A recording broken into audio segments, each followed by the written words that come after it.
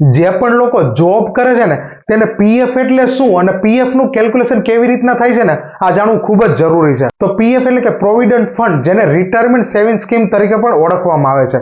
આ પીએફ ને ઈપીએફઓ દ્વારા મેનેજ કરવામાં આવે છે. નોર્મલી પીએફ નું કન્ટ્રીબ્યુશન 12% હોય છે. ફોર એક્ઝામ્પલ, તમારી બેઝિક સેલેરી પ્લસ ડીએ 15,000 રૂપિયા છે તો તેનો 12% એટલે કે 1800 રૂપિયા પીએફ છે તે કાપવામાં આવે છે. તો 1800 રૂપિયા એમ્પ્લોય માંથી કટ કરવામાં આવે છે અને 1800 રૂપિયા કંપની પોતાના તરફથી પીએફ માં એડ કરે છે. એટલે કે ટોટલ 3600 રૂપિયા છે ને તે તમારા પીએફ એકાઉન્ટ ની અંદર જમા થાય છે. પીએફ એકાઉન્ટ ની અંદર પણ બે સેક્શન હોય છે. તેમાંથી 8.33% એટલે કે 2350 રૂપિયા છે ને તે તમારા પીએફ ની અંદર જમા થાય છે અને બાકીના 1250 રૂપિયા એ પેન્શન સ્કીમ ની અંદર જમા થાય છે. તમે જ્યારે પણ પીએફ વિડ્રોલ કરો ને ત્યારે પેન્શનના રૂપિયા તમને મળતા નથી. તે રૂપિયા તમે જ્યારે પણ રિટાયર થાવ ને મંથલી ઇન્કમના રૂપમાં દર મહિને તમને આપવામાં આવે છે.